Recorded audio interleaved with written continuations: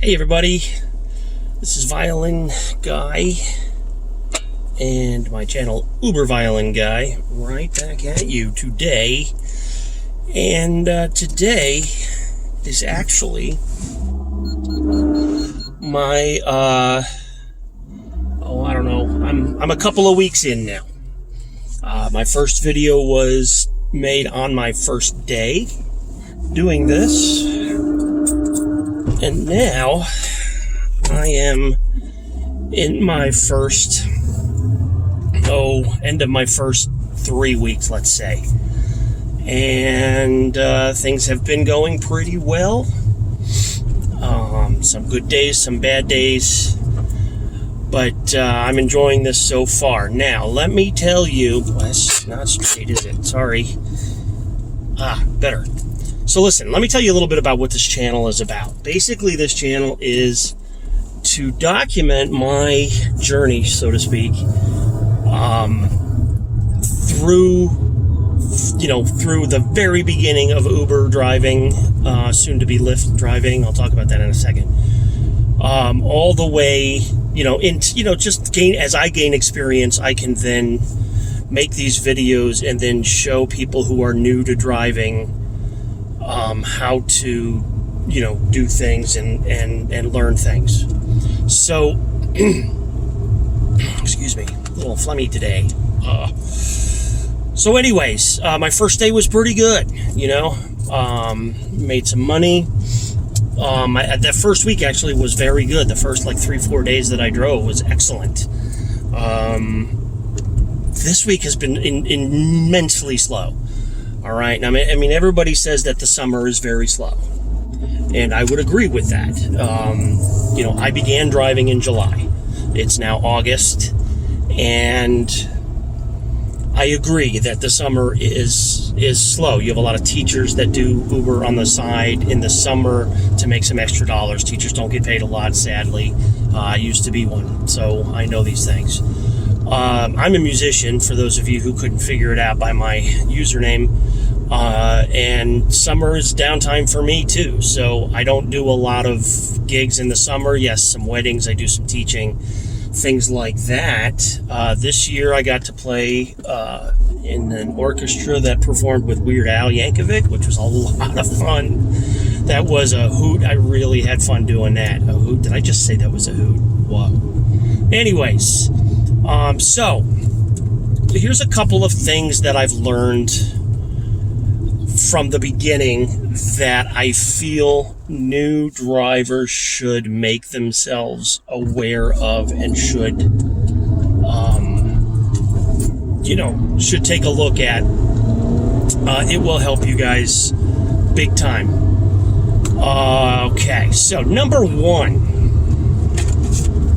always have this with you. Always. Okay?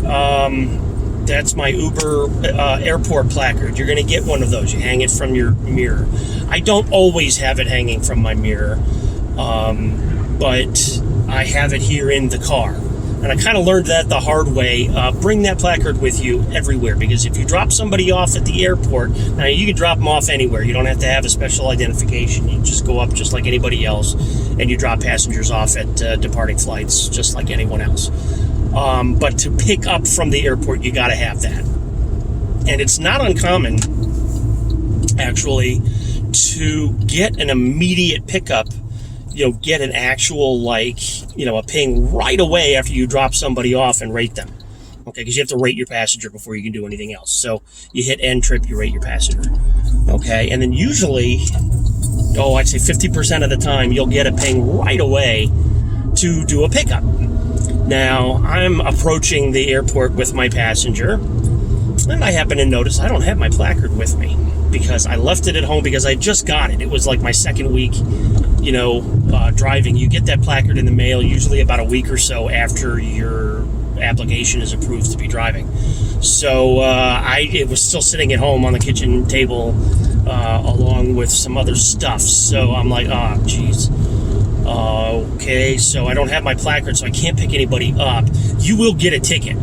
Trust me, you will get a ticket, and it's an expensive ticket. It's a really expensive ticket. The transit cops I call them transit cops. I don't know what they're called here in Atlanta. I'm, from, Chicago and then, New Jersey, New York. So I call them transit cops.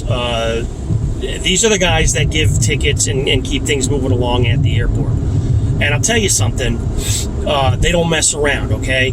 If you're picking up passengers and you don't have what they call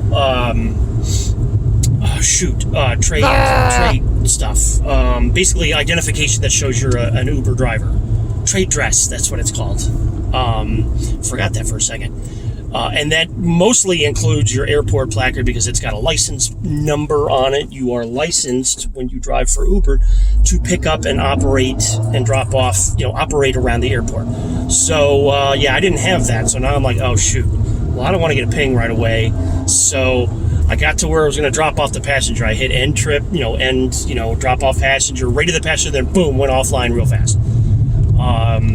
Always bring the airport placard. It is a serious thing. It's not like, getting a parking ticket when you're out of the clubs downtown or something. It's serious business over there at the airport. So always bring that. Always have that with you. Always have identification on your vehicle that says you drive for Uber or for Lyft. I'm going to be driving for Lyft soon.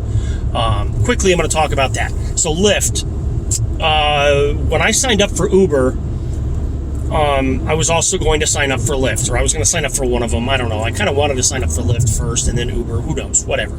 So I signed up for Uber first and only, actually, because at the time, this was a month and a half ago, Lyft had come out with a new thing where they were banning subcompact cars. Okay, which is not a bad idea. I don't see anything wrong with banning really tiny cars, because it's not a good passenger experience. They get in, there's not enough room for their luggage, there's not enough, leg room, headroom, whatever.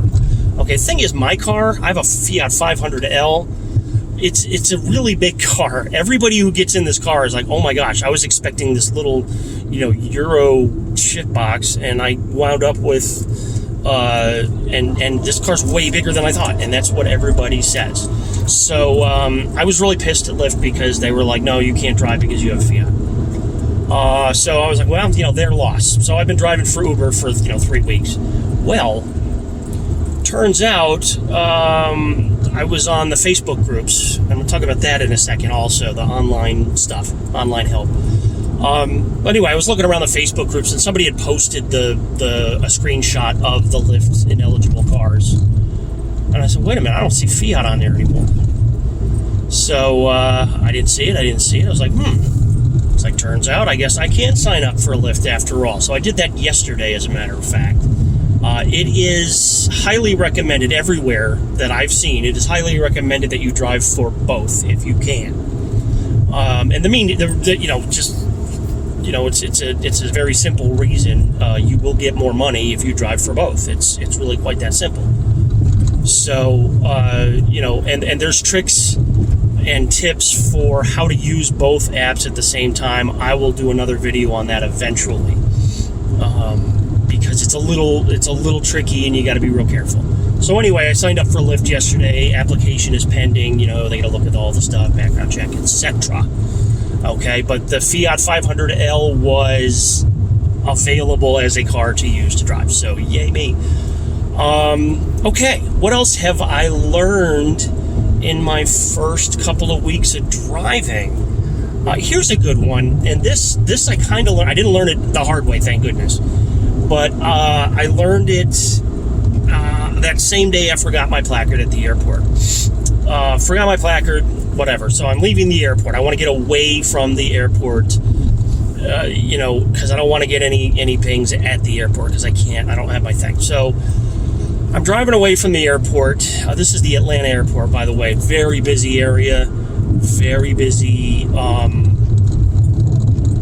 Very busy place. Also, lots of active construction going on at the airport. So I'm driving away. Now, there's a lot of different ways to leave the airport. I leave on a local road called Camp Creek Parkway, I think it is. Camp Creek Road, whatever it is. I don't know. It's Camp Creek. And that's a local road to leave the airport. It takes you, kind of into the suburbs a little bit. It's not a highway. 85 and 75 both go through the airport. So anyway, I'm leaving on Camp Creek, and what do you know? They're doing giant construction on there. About the time I was going to turn the app on and be like, okay, I'm back online now. Let's see what I can get down here. I go ahead and getting ready to turn the app on, and I like, oh my gosh, they're doing construction. I'm sitting in traffic now. And I sat, and it took me about a half an hour to get from one side of a bridge over the interstate to another side of the bridge over the interstate. They were just doing some insane construction there. Sorry, I'm squinting. I don't want to wear my sunglasses when I do the video, and it's really bright out right now. So anyway, it took me a really long time. The construction was awful. So I was sitting there, and I thought to myself, you know what? I'm not going to go online right now. That's a bad idea. And I'm going to tell you why. It's a bad idea because passengers, your rating is important. Okay. You get a rating from 1 to 5 stars. Okay. Right now, my overall rating is like 4.9. Went up yesterday. It's like 4.89 the day before. As I'm a new driver and I haven't driven a lot. So like I have a bunch of 5-star ratings and 2 4-star ratings. So whatever, 4 stars, but, that's a conversation for another time. That being said, though, your rating is important. If you fall below 4.6, I think it is, you get deactivated. So, you got to keep your rating up, okay? And it's not hard to do, okay? You don't need to give away candy and cold water and all that nonsense to give a good rating, okay? You really don't. All you need is a smile on your face, cool air conditioning, and, maybe some charging cables or something. That's what I have. I have some mints. I have some charging cables. I'm now stopping in an area where I usually like to sit. So, anyways, so yeah, I didn't turn it on because, see, passengers are a little ornery sometimes, and you need to be careful.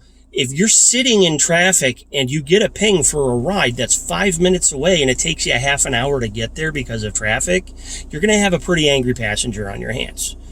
And whether it's your fault or not, you're the one who's going to bear the brunt of the bad rating. So something to think about. If you're in an area where there's really, really bad traffic, maybe go offline for a little bit just in case.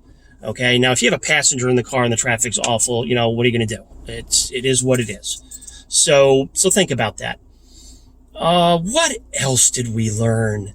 Always verify the name. I mean, that goes back to every video, everything that I've ever read about Uber. Always verify the name. I haven't had any passengers claim, wrong passenger yet. But passengers will do that. They will get in the car. They'll take the ride. They'll get to where they're going. They may even tip you. And then they'll call Uber and say, oh, he picked up the wrong passenger. Okay. And if you don't have a dash cam and you don't have any way of verifying that you did ask for the passenger's name and they gave you the right name, you're going to lose that fare. So, that's I don't want to say common because, passenger scams are not common, but they're out there. And depending on the time of day and where you drive, you got to look out for those. What else? We talked about getting the thing, the phone mount. You gotta have that. I have a phone mount. Now, quick word about my phone mount. I was really excited when I got it because it's not only is it a great phone mount, it's nice and steady, but it also charges, wireless charging for my phone. I'm like, yeah, that's so awesome. Thing is, when you drive Uber, your phone will overheat. It's really that simple. Okay, if you have your phone mounted anywhere up here on the dashboard, mine is on, like Fiats have these little corner windows that you can see. Okay, and mine's mounted in my little, oh God, sorry about the noise. It's mounted in my little corner window. All right, and that's cool and that's awesome, but the sun gets on it. Okay, so, and that's going to happen no matter where you mount the thing. I mean, I could mount it over here on the window maybe.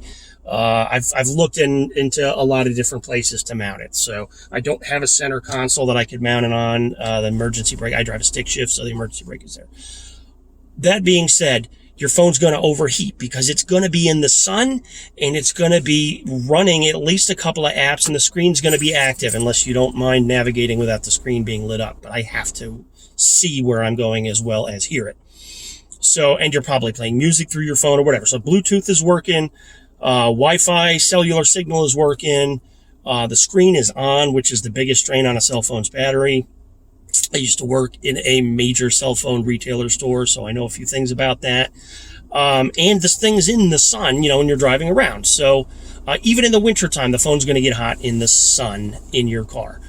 So you just be on the lookout for that. Maybe move the phone into an area that's not going to get as much sun. Maybe I thought about rigging something up over here, but you got to be real careful about blocking your field of view when you drive. So that's just some things to think about. Look, I'm going to cut this one short.